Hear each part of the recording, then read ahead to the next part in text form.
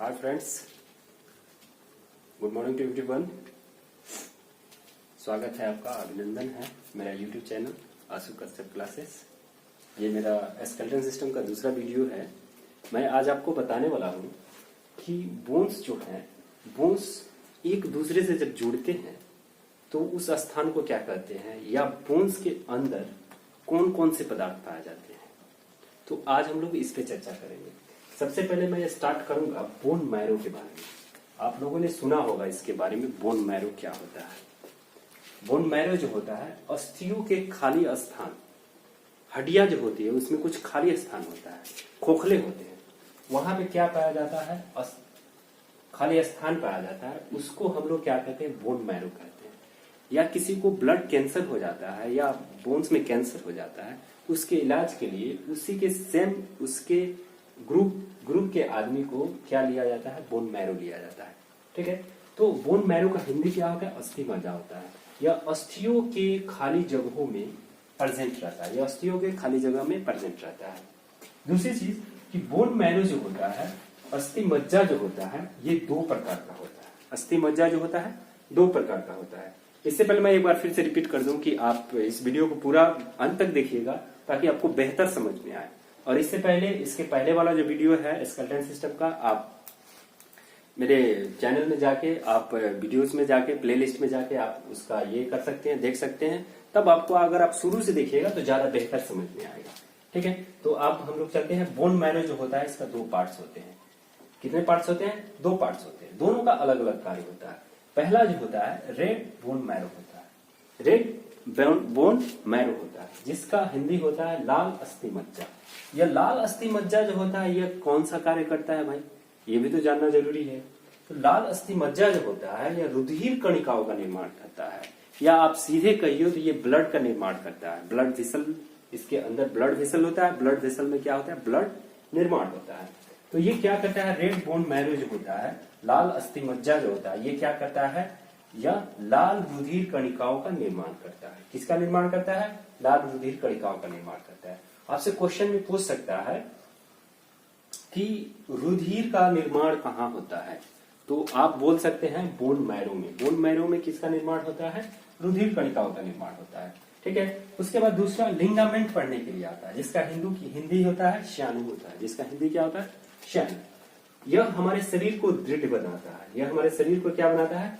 दृढ़ बनाता है। और यह हड्डियों को एक हड्डी से दूसरे हड्डी को जोड़ने का कार्य करता है। एक हड्डी से दूसरे हड्डी को जोड़ने का काम करता है। इसका इंग्लिश होता है लिंगामेंट, और हिंदी में उसको क्या बोलते हैं? स्यानु बोलते हैं। क्या बोलते हैं? स्यानु बोलते हैं। यह हमारे शरीर को दृढ़ प्रदान करता है और हड्डियों से हड्डियों को जोड़ने का कार्य करता है। दूसरा चीज आता है टेंडन। दूसरा चीज आता है टेंडन। यह जो होता है, यह हड्डियों से मसल्स को जोड़ने का कार्य करता है।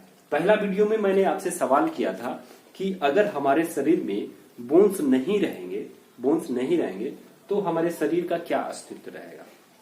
तो भाई सिंपल सी बात है, जैसे एज लाइक बैलून, आप बैलून देखें, उसमें एयर डालते हैं तो वो क्या होता है, फैल जाता है।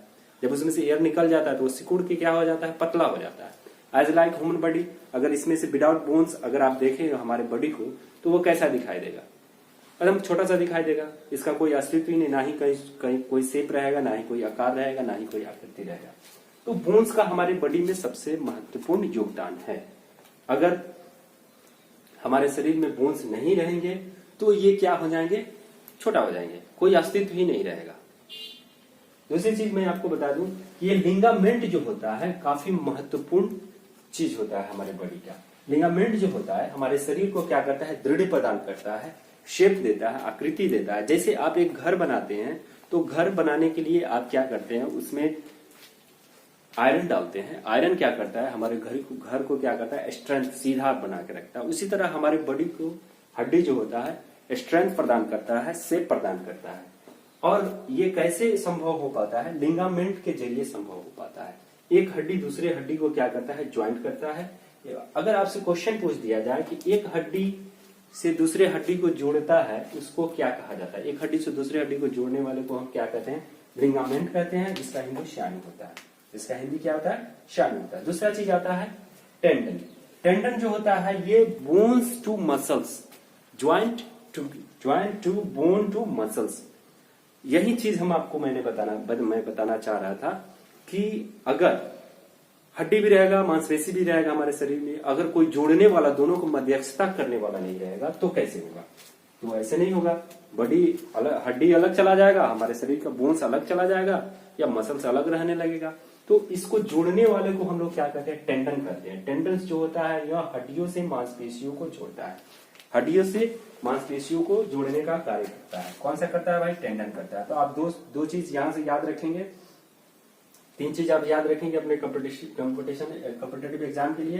पहला चीज कि बोन मैरो क्या होता है? बोन मैरो जो होता है अस्थि मज्जा होता है, यह हड्डियों में प्रेजेंट होता है, हड्डियों के खाली जगह में प्रेजेंट रहता है। ठीक है।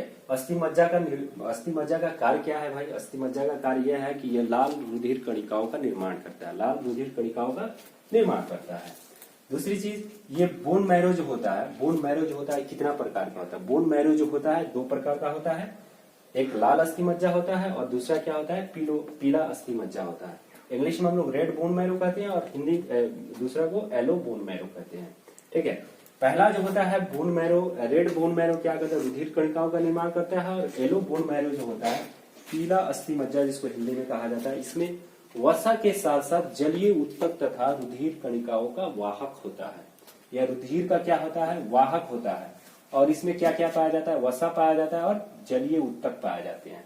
अगर आपसे क्वेश्चन कर दे कि वो कौन सा बोन मैरो है, वो कौन सा बोन मैरो है जिसमें वसा पाया जाता है, जिसमें वसा पाया जाता है, तो आप क्या बताएंगे? येलो बोन मैरो बताएंगे। ठीक है। और ये क्वेश्चन पूछते हैं कि वो कौन सा बोन मैरो है जिसमें जलीय उत्तक पाए जाते हैं, तो आपका सवाल क्या होना चाहिए? येलो बोन मैरो होना चाहिए। और तीसरा सवाल आपसे पूछ दे कि वो कौन सा बोन मैरो है जिसमें रुधिर कणिकाओं का वाहक होता है, या रुधिर कणिकाओं का वो ट्रांसपोर्टेशन करता है, तो हम क्या बताएंगे? येलो बोन मैरो बताएंगे। ठीक है। अब हम लोग आते हैं एक चौथा, आप लोगों का ये तो पहला पॉइंट हो गया। दूसरा पॉइंट मैंने लिंगामेंट बता दिया। लिंगामेंट का क्या कार्य है भाई?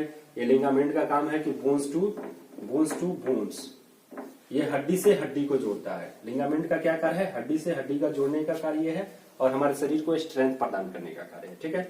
अब दूसरा चीज आता है, ये हो गया लिंगामेंट।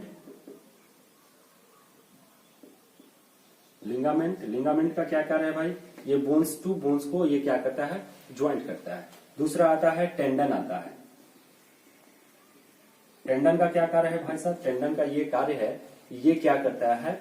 आपको बोन्स टू मसल्स, आप सीधे याद रखेंगे। लिंगामेंट आपको कहेंगे तो आपको जहन में ये बात आ जाना चाहिए, बोन टू बोन, ये क्या करता है? बोन से बोन को ज्वाइंट करता है। दूसरा आता है टेंडन। टेंडन का क्या कार्य है भाई?